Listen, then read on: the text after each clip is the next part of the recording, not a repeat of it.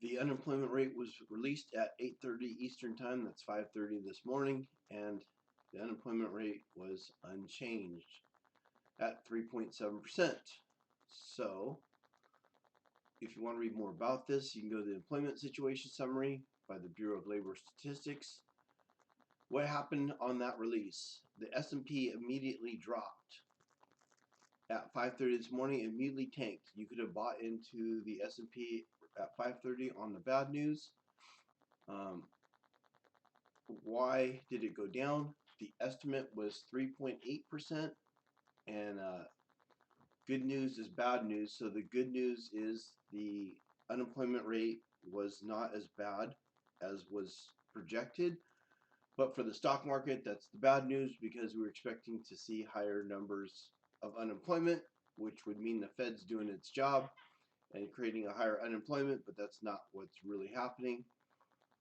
After we've had some time to digest that, we realize that the numbers are kind of off adjusted rates from the Christmas. So people bought back in. You can see at 5:30 where it tanked immediately, and then it started to come back up this morning. It is currently around 6:45 in the morning right now. So you can see from 5:30 in the morning till now that the S&P is going up. If it were me and I were 20 years old, I would have been buying on this low on Friday because it's had like 5 bad days in a row. Here is the Dow Jones. Again, same situation. 5:30 in the morning, it immediately tanks, and now it's quickly made a recovery. NASDAQ did the exact same thing. Everything goes on the news of the market. Look how the market has changed drastically for the NASDAQ, and then the Russell 2000.